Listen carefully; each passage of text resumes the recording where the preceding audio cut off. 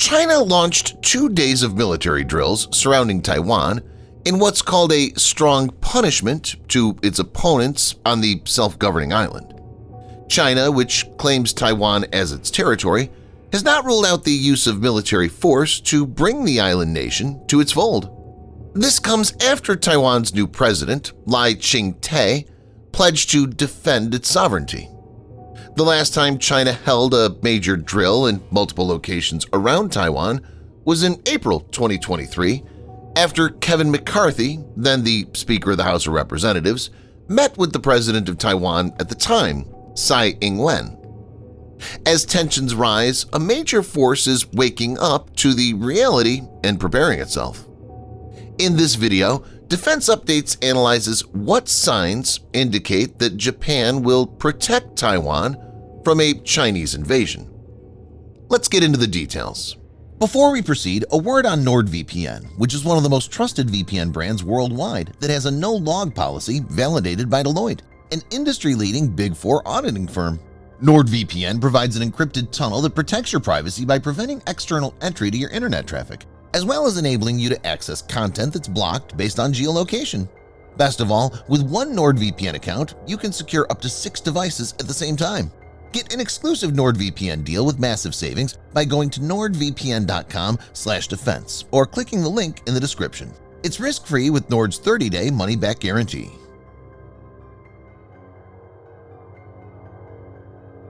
According to Japan's constitution, adopted after the Second World War, it's a pacifist country. Article 9 of the Japanese Constitution states that the Japanese people forever renounce war and the threat or use of force. It technically does not have a military, only a self-defense force. The only scenario in which Japan's self-defense forces could be deployed involved an armed attack situation, such as an organized and premeditated attack against Japan's territorial land, sea, or airspace. However, China's coercive approach made Japan rethink the military's role. Since the late previous Prime Minister Shinzo Abe's time, a process was set in motion that aimed to reverse Japan's uncompromising post-war pacifism through a reinterpretation of the Constitution. The initiative reached its aim in December 2022 when the Parliament voted to give the armed forces more power. The vote provided the moral basis to allow Japan to operate militarily abroad and underwrite a major campaign of rapid rearmament, which includes acquiring offensive weapons. We can say that this has clearly laid the foundation on the basis of which Japan could intervene against China.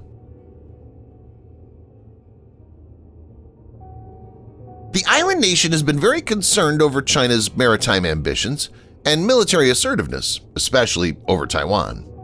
For decades, Japan considered the Taiwan issue too politically sensitive to speak out about it publicly. But there's been a dramatic shift in stance. Japan's Deputy Defense Minister, Yasuhide Nakayama, said in a conference in June 2021, "We have to protect Taiwan as a democratic country."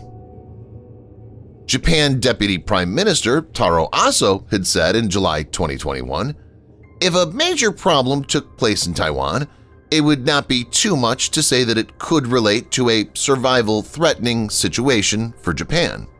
We need to think hard that Okinawa could be the next." If China captures Taiwan, not only will Japan's maritime lines of communication fall completely within China's strike envelope, but some of its territories would also be in grave danger. Viewers may note that Taiwan lies just 111 kilometers or 69 miles east of the Japanese-administered Yonaguni Island and 170 kilometers or 105 miles east of the disputed Senkaku or Diaoyu Islands. Japan's 2022 National Security Strategy states, "Taiwan is an extremely important partner and a precious friend of Japan, with whom Japan shares fundamental values. Peace and stability across the Taiwan Strait is an indispensable element for the security and prosperity of the international community. Under Xi Jinping's leadership, China's military has undergone a rearmament on a scale unseen elsewhere in the 21st century. The sense of urgency indicates that Beijing is going all out to require military capabilities needed to resolve the so-called Taiwan issue. Japan's 2023 defense budget document takes this into account. What stands out in the year's budget request is the kind of equipment Japan is planning to acquire. As per the document, the ministry is seeking $2.6 billion to procure a duo of Aegis system-equipped vessels aimed at enhancing their ballistic missile defense capabilities. Furthermore, the request offers detailed insights into these two ships, which are expected to be 190 meters or 623 feet in length, and possess a displacement of 12,000 tons. These vessels will be equipped with 128 vertical launching system cells for ballistic missile interceptors, as well as launchers designed for the indigenous Type 12 anti-ship and land attack missiles. For standoff attack capabilities, Japan is pursuing multiple platforms. The budget request seeks funding to advance research on the Type 12 missile, a land-based, truck-launched system with the goal of extending its range to reach targets up to 1,500 kilometers or 932 miles away. In addition to this, Japan is pursuing the development of hypersonic weaponry through concurrent programs focused on creating a high-velocity glide projectile and a hypersonic missile. Furthermore, Japan is procuring standoff weapons from international sources. Within the budget request, there's a provision for acquiring the Joint Strike Missile manufactured by the Norwegian company Kongsberg Defence and Aerospace, as well as the AGM-158 Joint Air-to-Surface Standoff Missile produced by the U.S. defense giant Lockheed Martin. Japan is poised to become the largest operator of F-35 aircraft outside the United States, with plans to eventually possess a fleet of 105 F-35As and 42 F-35Bs. Also, the Defense Ministry is requesting funds for the upgrade of its existing F-15J and F-2 aircraft fleets. This request includes provisions for the enhancement of 8 F-2s at a cost of $83 million, enabling them to employ the air-launched Type 12 missile, which is currently in development. In addition to these initiatives, the budget request also seeks funding for the Japan Ground Self-Defense Force to acquire additional combat vehicles and self-propelled artillery systems. It's evident that Japan is preparing for a possible face-off.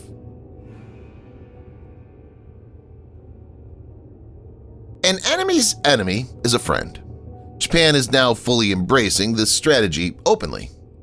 When China deployed numerous Coast Guard and maritime militia vessels to obstruct a civilian protest flotilla from the Philippines, it served not only as a display of strength, but also highlighted the challenges weaker navies faced in confronting Beijing's naval dominance. 2 days later, the Philippines and Japan finalized their largest maritime agreement to date. Under the project, Tokyo will fund the construction of 5 large patrol ships for the Philippines Coast Guard. The message is clear. Tokyo will aid Manila's resistance to China's belligerence in the South China Sea. Earlier, Japan had been reluctant to make these kind of moves. One of the major highlights of Prime Minister Fumio Kishida's last year's 5-nation tour was his signing in London of a reciprocal access agreement. British Prime Minister Rishi Sunak said it's historic as it allows the two countries' armed forces to be deployed on each other's territories. Japan also signed a similar reciprocal access agreement with Australia. U.S. President Joe Biden, after his meeting with Kishida, said, "The United States is fully, thoroughly, completely committed to the alliance, and more important, to the defense of Japan," showing Washington's support for the country's rearmament plan. Japan has also expanded its ties with India. India is the 5th country with which Japan has hosted such a bilateral exercise, after the United States, Australia, Britain, and Germany. Japan's ground and maritime self-defense forces have already conducted joint drills with their Indian counterparts. Japan and India form part of a 4-way security framework known as the Quad, which also involves the United States and Australia. The grouping is essentially a counterweight to China. Just a few days ago, the Defense Ministry of Japan said that the self-defense forces will participate in the U.S. military's large-scale Valiant Shield exercise for the first time. Subscribe for more videos like this. Hit the like button if you find the video interesting, and kindly provide your feedback in the comment section. This will help us improve.